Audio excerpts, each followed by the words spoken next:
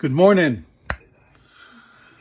Too hot for the t-shirt, folks. You can see I was out hiking with Buddy. Got a little bit of color. A little more color, I guess.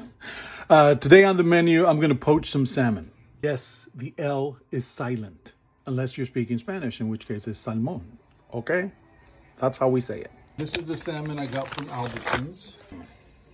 Now, poaching does not mean boiling, so you have to understand that. It's kind of like sous vide. Sous vide is poaching, except you have the product in a bag at a steady temperature. You have to be careful with this. If you don't have a sous vide cooker, then you just have to put the water, you make the water at 165 to 180. You don't want to go over that. It's a very gentle process, all right? So I'm going to start the water, and obviously you're going to season the water.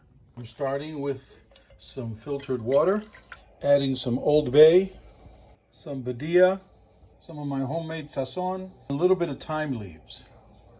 And because I don't have any fresh lemon right now, I'm going to use a little bit of lime juice. Now to this liquid, okay, you can add white wine, you can add some kind of, you can even add like chicken stock or something like that, not too strong. But what you need is, you can also add like onion, some celery. Okay, I'm going to add a couple of bay leaves to this. I'll show you that. And then you want to let that cook for a while so all the flavors kind of get in the water. And then you can introduce your protein. Okay, in this case, it's going to be the salmon. 2 bay leaves. Now, here's the thing. I'm going to bring that to a boil, and then I'm going to lower it so that it drops to about 165. Remember, fish doesn't have to cook that long. You don't need it that well done.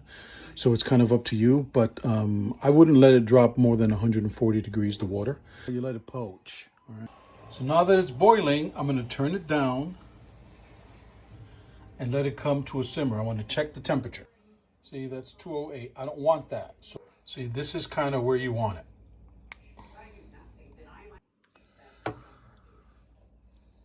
I should have used a different pan because the fish should be completely submerged. So, but this is how you do it. Just covering it with some of the water. Just be patient. The poaching shouldn't take more than like 10 or 12 minutes. Okay, remember, you don't want it boiling. This is a great healthy way to cook chicken, to cook fish. Okay, you don't want to do beef. I mean, I know with a sous vide you do beef, but not like this. You don't want to do this. Healthy because it poaches in the liquid. The flavor of the fish or the chicken is kind of all over with the spices, and it just makes everything tender and juicy. Do not boil it.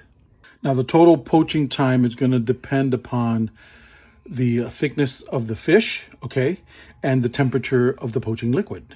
I imagine this is going to take anywhere from 15 to 20 minutes, okay, poach gently. And of course, the recommended internal temperature for salmon is 145. If it's really good salmon, you know, like sushi, you eat it raw anyway, so it's up to you. I'm a big fan of salmon at like 125, you know, because it's still moist, it doesn't dry up. And remember that there's carryover cooking, so you want to take it maybe a few degrees earlier, and then it'll cook to the temperature that you need.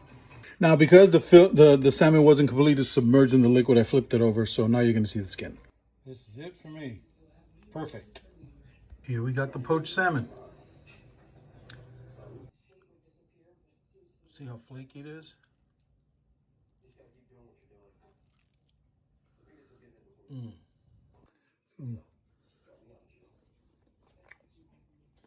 It's so tender. So tasty. Now, let the salmon cool. You can make a salmon salad, salmon cakes. You can flake it on fettuccine alfredo or any kind of pasta. Poached salmon, it's a healthy alternative to how you cook it, you know? And it's delicious.